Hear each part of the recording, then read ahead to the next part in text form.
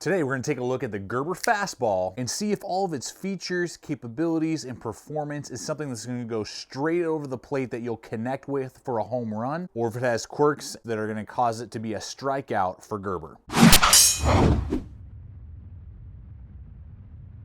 Yeah, just look at that. I love it when I see USA made, and in this case, S30V steel.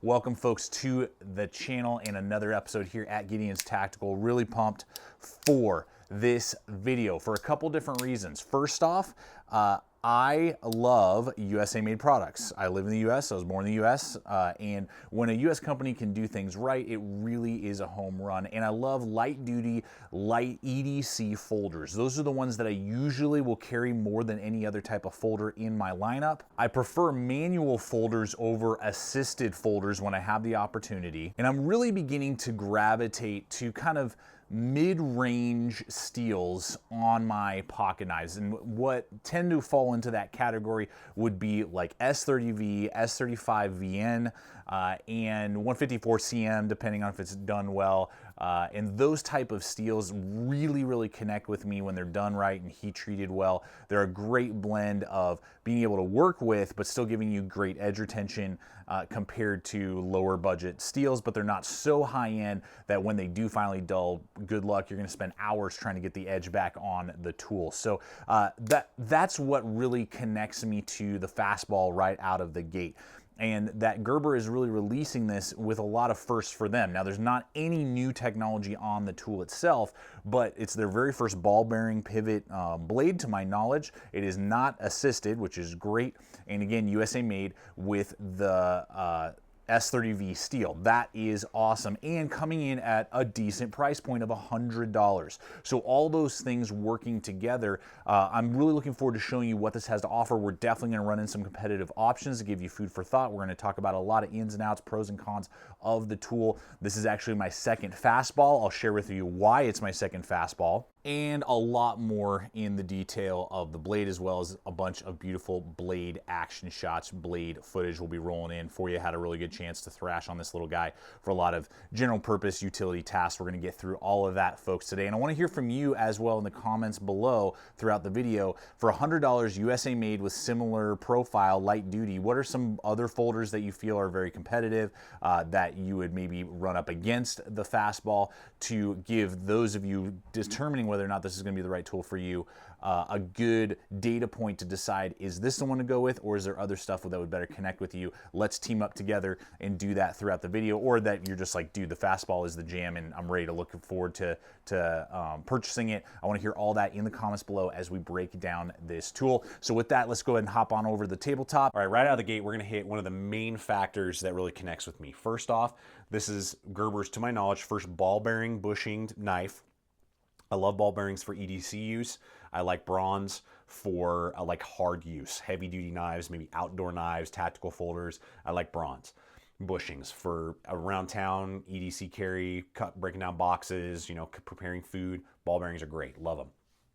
So this is their first one, so it's a big deal, right? I mean, how is it gonna perform? So from what I understand, spent a lot of time perfecting what it seems like, and I actually handed it to a buddy and they thought it was assisted at first, but it's not assisted. It's a manual folder with this nice flipper right here, that there's just enough detent that it does take a little bit of pressure to overcome, but then it pops out like a speed safe. And we're gonna look at this here in a second, or something like that. Here's a Kershaw dividend, and we're gonna do competitive options here in a second. It whips out like that with just overcoming the pressure of the detent. You just push down, boom, overcome it. So it is a strong detent, which is nice in some ways in that it really sucks that blade back into place. You can hear it click really strongly. The detent is very strong, so I like that aspect about it a lot. I don't mind the overcoming pressure that you have to put on it to make it pop up. The one thing is that when you remove the liner lock and then overcome the detent, there is definitely like a pop that has to kind of occur. So you just have to kind of be conscientious of that. I have once or twice almost like nicked myself trying to overcome the detent, putting it back. See, like right now it's kind of stuck. And so I have to really kind of push on it to get the detent to disengage to close. It's not a downer, it's just something you need to be aware of, and it's a little bit different than a lot of other folders out there See, right there is where the detent is. So you really got to push some pressure to pop it back into place. And I actually nicked my thumb right there a few weeks ago when I put my thumb like this and I was trying to kind of use pressure on the flipper. Sorry, trying to do all this in frame. And I nicked my thumb just a little bit. So just something to be conscientious of, but it's great. They did a great job for how they were trying to perform it. The flipper itself is good. It's a little heavy on the traction. I don't think they needed quite that much traction on there. It's because of the pressure you have to put on it. You just have to get a little bit of callus. I would have liked to maybe see that just a little less aggressive. Here again is that Kershaw. A little bit more like that. It's very similar, but this tends to be a little sharper there. Just by a little bit, you could hit it on a grinder for like a millisecond and take off a little bit of the sharpness and you'd be good. But it's fine. You just need to kind of get used to it a little bit, overcome it. Centering on this particular model is good. We'll get to all the quality control stuff in just a minute. And then the liner lock, right where it should be. And the play is just a micron side to side and 0 up and down. I got 0 wobble, overcoming a cough, guys. So had a few coughs in here and my voice probably sounds a little weird. Got a really nice stop, blade stop right there with that stop pin right back in there. And then let's see if I can show you guys the ball bearings. Let's see what that looks like. You guys can probably see them in there a little bit. So ball bearings in there. So no complaints. On this model that I have, no complaints on the centering. I've been opening and closing this thing a freaking ton. We got a nice screw back there if you did need to adjust anything.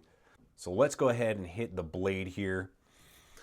What we're looking at from tip to handle, handle to tip, backwards, forwards. 3 inches overall, actual cutting edge, 2.75. And we're looking at a thickness of 0.1, tapering down to not super precision tip in the sense of a negative way. It's very precise so that you can puncture, you know, packaging and all that type of stuff, but it's not paper thin like a couple models that we're going to look at here in a second. So I think it's a perfect for what the knife is designed for. Design there. Love that saber grind. Good relief edge on that CPM S30V steel made here in the USA. Love that aspect with that. I don't know. It's got some sort of, maybe some sort of wash on it. Very mild wash if there is any. And I think the gray or the black handle version will have like a gray Warncliffe design. So you're getting a little bit of belly, not much. Nice little extra swedge right up here at the tip. Again, kind of giving it that strength so that it's not, and I'll just use this dividend as we're talking about. You can see here that the dividend is definitely, this Kershaw dividend, thinner. So if you were to ask me, hey man, which one do I prefer? I prefer the Gerber because it gives me a little more strength. I'm less likely to snap it if I do something silly or there's something stronger than I thought, you know, or whatever when I'm penetrating it. So great grind angles. The saber grind will be a little stronger than a lot of the other knives that we're about to run in here and maybe other knives in this kind of EDC format, which means that it's still a great slicer. I mean, at 0.1 inches thick, it's a fantastic slicer. It is not quite as slicey and dicey, say like a full flat grind Delica from Spyderco, or a hollow grind dividend because of the hollow grind. Now the shoulder can kind of bind up, so it's kind of a trade-off, but things to consider there. But for EDC use, guys, everything that I throw it up against, it's gonna work great for you. With the relief edge that it comes with, really well done, no real complaints at all, and I'm glad that they went with the overall shape, with the overall blade length. The material, obviously CPM S30V steel, great steel for the price. And gonna hold a good edge, rust resistant, and it's good. I mean, it's just so good. It just feels right.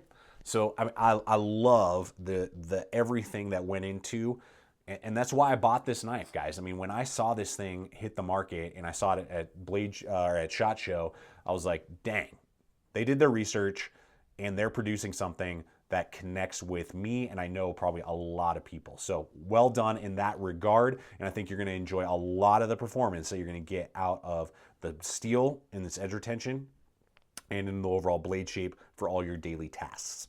All right, we're gonna hit this handle here. Perfect for an EDC blade. Really well done. First thing being that it's 2.79 ounces, coming in at under 3 ounces. Delicious, tasty, perfect for any pocket carry, male, female, big guys, little ladies, and everyone in between. Man, they did a really good job hitting that light weight, and that's done with aluminum handles. We do have a steel frame on one side for that liner lock, And then we do have a polymer insert here, probably glass reinforced nylon there. You can see a little bit of jimping cut in there, but it's basically flush with the handle scale, so it's more just for, you know, observation, aesthetics than anything else. It doesn't really provide a lot of traction unless you're really bearing down on it. So perfect in that regard. This is aircraft grade aluminum. This is the OD green color. They do have stone wash, kind of like same matching as the blade, and then they do have a black as well right now. Who knows down the line? I'm sure I wouldn't be surprised if in years to come they do, you know, different types of designs and patterns, because the aluminum does give them a lot of options in that. 4 inches overall from front to back on the overall length. You are going to be looking at a handle thickness of 0.41. So nice I mean, just there's zero complaints with that. Nice deep cut in with that finger flipper. So I have a lot of traction there. You can see with my large size hands, trying to keep it all in frame. All my fingers grasp nicely. My pinky doesn't want to come off. There are no hot spots. They really machine that well, you know, flat on the sides, and then all the transition have been milled once or twice. There's actually a mill and a mill, so there's no sharp angles. That's something with aluminum that can happen sometimes, but they did a really good job with that. No jimping up here at all. So again, keeping that concept of being an EDC knife. I mean, that's what this is for. Everyday carry type of stuff. But I feel very much in control. The pocket clip doesn't bite in and hurt me even when I'm gripping really hard. I'm, you know, pressing. Just this nice with the blade shape, giving me a great place to rest my thumb for more control, or just going to a straight hammer if I need to. Reverse grip feels really good as well. So they did a great job with the handle weight, the design, as well as just the overall feel and ergonomics. Okay, so now we're going to do some competitive options just for size and price and all that, but also talk quality control here, because since I alluded to it, some of you guys are like, what the heck are you talking about, dude? So I'm running in here 420 high carbon Kershaw dividend, a Damascus steel kind of tricked out with a custom pocket clip, Kershaw Skyline. I have the Spyderco Delica 4 VG10, and just for kicks and giggles, I'll throw in a Civivi, I can't remember, Contours or something. I can't remember what this guy is, in VG10. And then I got here our Fastball. So this is my second one as we touch on the quality control. The first one I bought from Amazon, and it arrived and I had issues right away. The detent was stronger than this one to the point where it was kind of hard to overcome completely, and I was kind of annoyed with it. The centering was bad. The centering was off, and again, the centering on this one is fine, and I've been playing with it a ton, had it much longer. The first one I returned within a day or two. This guy I've been rocking for about a month, I want to say, 3 weeks maybe, on this guy. So perfect centering. The other one was way off, and the grinding was bad. So I'm hoping that was just like a fluke. This one has almost perfect grinding. The other one had a really high, sharp grind on one, and then like a lower, shallower grind on the other side. This guy, you guys aren't probably going to be able to tell. It's micron, but you see that with a lot of production blades. I'm not going to ding it because half of these ones on this table have similar grinding that we're looking at. So I would say that this one is great and what you should expect. The other one that I had was a fluke. And if you remember one of my videos from the Gideon's Tactical Show, I touched on that. Sometimes companies right out of the gate when they're producing a brand new product, there might be, you know, give them a month or two. So that's why I returned the first one, bought a brand new one. That one, this one right here, no issues. So just be aware of that. I have heard a couple other people, but they were all like first production, probably the first out of the factory, saying that theirs also had some bad grinding. The grind angle was a little off. Now it's S30V. Shouldn't take you too much if you did get a bad one. I would say that at this point, it's already been over a month that those have probably either been worked out or whatever. Just something to consider though, that I did get one that was just like a lemon. Centering was off, detent was too strong, and the grinding was really bad. So I sent that one right back and got this one, no problem. So just got to give you that data point. This one is perfect without any sort of issues and acceptable, if not surpassing in every way compared to what else we have here on the table. So probably the first one right out of the gate that most people would look at and consider would be the Dividend. Now the Dividend is like $40, 420 high carbon. Aluminum handles though, very similar, you know, ambidextrous pocket clips. This one's assisted. Liner lock is similar, but it's even thinner than on the Fastball, so that's something to consider. But kind of a Warncliffe, but this one, the Gerber, has a much cooler looking Warncliffe than the dividend. Now, some of you may say, well, Aaron, what about the S35VN House of Blades version of the dividend? Would you take that one for about the same price? I think those are about $90. S35VN is better in many ways than S30V. Would you take that one over this version of the Fastball? No, I wouldn't. For this one reason, is that this is a manual, and I prefer manuals over assisted any chance I get. So the speed safe is not bad, it's fine, but at over or about $100, if I have a choice between a manual blade with even a slightly lesser steel versus an assisted opening blade with slightly higher end steel, I'll take the lower end steel for the manual attention that it gives me with the ball bearing. So that's something for me, but just want to kind of run that in there for you guys real quick. And then just show you the Spyderco, again, more for size. These are just showing you, this is kind of the family that the Fastball is coming in at.